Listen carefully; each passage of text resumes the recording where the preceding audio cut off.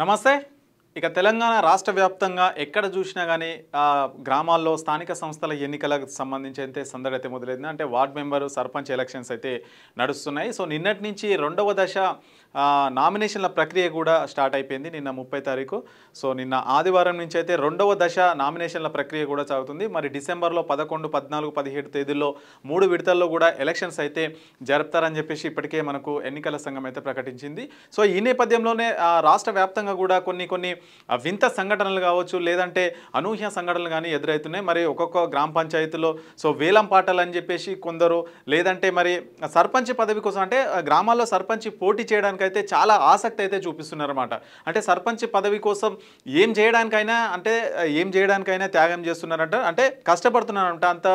అంత ఇంట్రెస్ట్గా వాళ్ళైతే రాజకీయాల్లోకి రావడానికి, ఊర్లో గ్రామాల్లో సర్పంచ్గా పోటీ చేయడానికి, గెలవడానికి వాళ్ళైతే ఆసక్తి చూపిస్తున్నారు. సో మొన్న మధ్య మనం చూసుకున్నాము, ఒక గ్రామంలో అయితే ఎస్సీ రిజర్వ్ వచ్చిందనమాట. ఎస్సీ రిజర్వ్స్ ఆ గ్రామంలో ఉన్నటువంటి వ్యక్తి మరి తనకు రిజర్వేషన్ రాలేదని చెప్పేసి ఒక ఎస్సీ మహిళను అయితే పెళ్లి చేసుకున్నాడు. సో పెళ్ళైతే చేసుకున్నాడు. కాకపోతే తీరా దగ్గరికి వచ్చిన తర్వాత ఏమైందంటే ఆమె ఎవరైతే ఎస్సీ మహిళ ఉందో అందులో అయితే మరి ఆ గ్రామంలో అయితే ఓటర్గా నమోదై లేదనమాట. సో ఆ విషయం తెలియక అక్కడైతే మరి అక్కడ నామినేషన్ అయితే వేయడానికి కూడా వీలు లేకుండా పోయింది. సో ఇప్పుడు ప్రస్తుతం ఒక వింత సంఘటన అయితే జరిగింది. సో అది ఎక్కడంటే మరి సంగారెడ్డి జిల్లాలో అయితే జరిగింది. అంటే సంగారెడ్డి మండలం తాళ్ళపల్లి గ్రామంలో అయితే జరిగింది. తాళ్ళపల్లి గ్రామంలో ఈ సంఘటన అయితే జరిగింది. తాళ్ళపల్లి గ్రామంలో గ్రామ సర్పంచ్ పదవి కోసం అక్కడ ఎస్సీ రిజర్వ్ అయితే చేసిరనమాట. అంటే రిజర్వేషన్లో భాగంగా ఆ గ్రామానికి ఎస్సీ రిజర్వ్ చేసిరు. అయితే అక్కడే ఆ గ్రామంలో ఉన్నటువంటి చంద్రశేఖర్ గౌడ్ అనే వ్యక్తి సో ఆయనకు ఎలక్షన్స్లో పోటీ చేయాలని, సర్పంచ్గా పోటీ చేయడానికి అయితే చాలా ఆసక్తిగా ఉంది. సో నామినేషన్లు అంటే రిజర్వేషన్లు రాగానే పోటీ చేయడానికి అయితే రెడీగా ఉండు. కాకపోతే అక్కడ ఎస్సీ రిజర్వేషన్ అయితే కల్పించారు. అంటే రిజర్వేషన్ వచ్చింది. సో దాంతో ఇంకా ఆయన చంద్రశేఖర్ గౌడ్, సో ఆయన బీసీ సామాజిక వర్గం చెందినవాడు కాబట్టి అక్కడ ఆయనకు పోటీ చేయడానికి వీలు లేకుండా అయిపోయింది. సో ఎట్లాగైనా సర్పంచ్ కావాలి, ఖచ్చితంగా ఎన్నికల్లో పోటీ చేయాలనే ఉద్దేశంతో ఏం చేసిందంటే మరి గత కొద్ది కాలంగా ఆయనైతే ఒక అమ్మాయినైతే ప్రేమిస్తున్నాడు. అంటే వాళ్ళిద్దరు కూడా ప్రేమించుకుంటున్నారు. సో అదే గ్రామంలో ఉన్నటువంటి శ్రీజ అనే అమ్మాయినైతే ఆ చంద్రశేఖర్ గౌడ్ అయితే ప్రేమిస్తున్నాడు. సో వాళ్ళిద్దరు మ్యూచువల్ అండర్స్టాండింగ్తోని సో ఆమెను పెళ్లి చేసుకొని నామినేషన్ అంటే ఎస్సీ మహిళ ఆమె.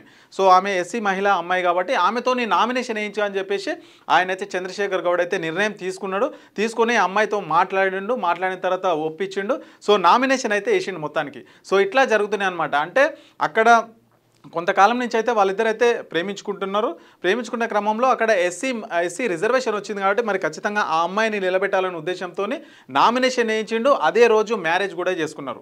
సో యాదగిరిగుట్టలో మ్యారేజ్ చేసుకున్న తర్వాత వాళ్ళైతే పోలీస్ స్టేషన్కి వెళ్ళినారు. మేమిద్దరం కూడా ప్రేమించుకున్నాం, ఆల్రెడీ పెళ్లి చేసుకున్నాం, మేము ప్రస్తుతం అయితే ఆ అమ్మాయి నామినేషన్ వేయిస్తున్నా అని చెప్పేసి అయితే పోలీసులకు చెప్పడం జరిగింది. సో వాళ్ళు కూడా ఏం చేస్తున్నారంటే మరి మేము గ్రామం కోసం పని చేస్తాము, ఖచ్చితంగా మమ్మల్ని గెలిపించండి, సో గ్రామాన్ని అభివృద్ధి పదంలో ముందుకైతే నడిపిస్తామని చెప్పేసి కూడా ఆ అబ్బాయి కూడా చెప్తున్నారు. సో మరొక వైపు ఆయనైతే కొంతమంది అయితే మెచ్చుకుంటున్నారు. ఎందుకంటే మరి ఇట్లా సర్పంచ్ పదవి కోసం ఇట్లా చేయడం మంచిదే అని చెప్పేసి కూడా మరికొందరు అంటుంటే, ఇంకొందరు మాత్రం కేవలం మరి సర్పంచ్ పదవి కోసమే ఈ రకంగా చేస్తున్నారు, మరి సర్పంచ్ కాకపోతే చేసుకునే వాడా అని చెప్పేసి కూడా అక్కడక్కడ వాదనలు అయితే వినిపిస్తున్నారు. ప్రస్తుతానికి ఇంకా ఆ గ్రామంలో అక్కడే ఉన్నారు. సో మరి ఎట్లాంటి సంఘటనలు అయితే జరగలేదు. అమ్మాయి వాళ్ళ తల్లిదండ్రులు ఎవరైతే ఉంటారో వాళ్ళైతే మరి పోలీస్ స్టేషన్కి వెళ్ళి అమ్మాయి మిస్సింగ్ అయిందన్నట్టుగా కంప్లైంట్ కూడా ఇచ్చారు. సో వాళ్ళైతే అమ్మాయి అయితే మరి పోలీస్ స్టేషన్లో అయితే చెప్పింది, సో ఎవరి బలవంతంగా కాదు, మా ఇద్దరు ఇష్టపూర్వకంగానే అయితే మ్యారేజ్ చేసుకున్నాం, అట్లాగే నేను సర్పంచ్ కూడా పోటీ చేస్తానని చెప్పేసి అమ్మాయి శ్రీజ ఎవరైతే ఉన్నారో అమ్మాయి అయితే మీడియా ముఖంగా కూడా చెప్పేసింది. సో ఇట్లా మరి ప్రతి గ్రామంలో కూడా అక్కడక్కడ ఇలాంటి సంఘటనలు అయితే జరుగుతున్నాయి.